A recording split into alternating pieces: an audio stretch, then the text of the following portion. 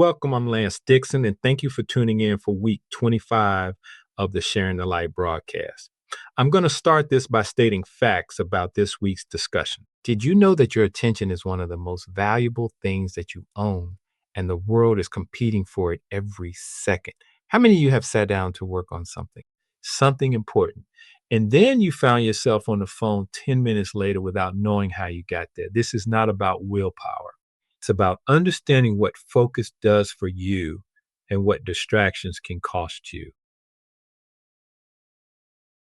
This week, we're going to be talking about the power of focus versus the dangers of distraction. When we talk about focus, there are a couple of things that focus can do for you. One, it gives you clarity. When you eliminate noise, you stop reacting to things and you start deciding to do things. You move from feeling overwhelmed to knowing exactly what needs to happen next. Clarity.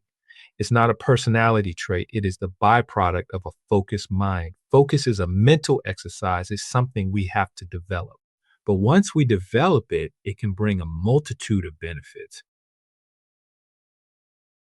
Focus accelerates mastery. 2 focused hours will beat 8 distracted hours every time. The brain will build stronger connections when it's not constantly interrupted. Whether you're learning a new skill, advancing in your career, or building something of your own, sustained attention is the mechanism that moves you forward. That's focus. Focus also reduces stress. Most mental fatigue is not from hard work, it's from switching between tasks without ever finishing one.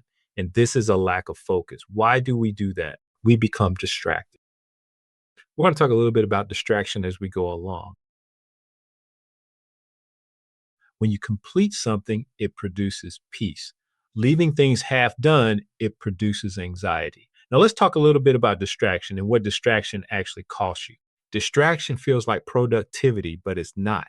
When you check your notifications, scrolling, multitasking, and multitasking, it creates the illusion of activity.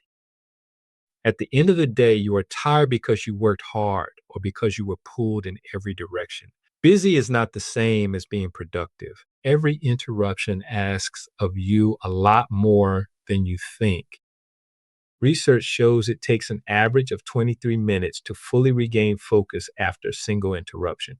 23 minutes before you can get back to what you were supposed to be doing initially. If you are in a distracted environment, deep thinking never actually begins. You're not just losing minutes, you're losing the quality of thought those minutes were building towards. Distraction quietly kills your goals. Goals do not fail dramatically, they fade. Neglect is the mechanism. The gap between where you are and where you want to be widens every day. Attention is not paid to it. Most people do not abandon their goals, they just stop giving them consistent focus time. Distraction will damage your relationships. Being physically present but mentally absent is a form of absence. Your phone at the dinner table or in the middle of a conversation communicates something else is more important than you. The relationships that will matter most in your life are built in the moments of genuine, undivided attention. Distraction is a design problem, not a personal failure. Apps, platforms, and media are engineered to capture and hold your attention. That is their business model. You're not weak for getting distracted, but you are responsible for deciding what to do about it. So here's a choice: focus compounds where distraction costs. The focused person finishes the goal. The distracted person restarts numerous times. The focused person builds on things. The distracted person wonders where the time went. These are not personality types, they are habits. Habits can be changed. So, here are some practical steps to protect your focus. One, schedule your attention. Block time for your most important work. Treat it like an appointment you cannot cancel. Two, put the phone in another room. Close any unnecessary tabs on your computer or any other electronic device you are using. Design your environment to support the goal or the work that you're doing. Three, start small. As I said, focus is a mental discipline. You must exercise it. So begin with a 25-minute focus session. Once again, you want to develop the ability to focus. And this is something you have to consistently work towards because distraction is subtle. You don't even realize this is happening until you spend a certain amount of time doing something outside of what your original purpose was. Four, protect your mornings. The first hour of the day will set the tone. Use it on your priorities before the world makes its demands. Now, for me, my first hours of the day is towards morning meditation and getting spiritually strengthened. That's my thing.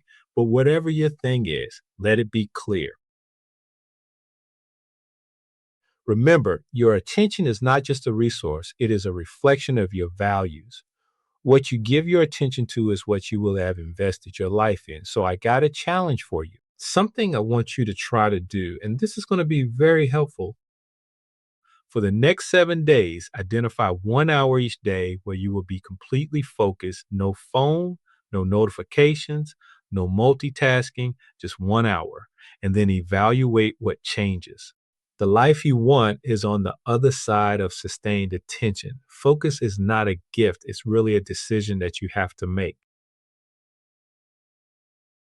Now, that's kind of all I have for this week. I hope everyone was able to enjoy Juneteenth and Father's Day. A lot of good things happened last week. Remember what we talked about with focus. Give your attention to the people that you are around. Share this message. As always, we have links to things that are available to those of you who have joined in for our broadcast. We want to thank you for your continued support. Well, that's all I got for this week. This is Lance Dixon signing out.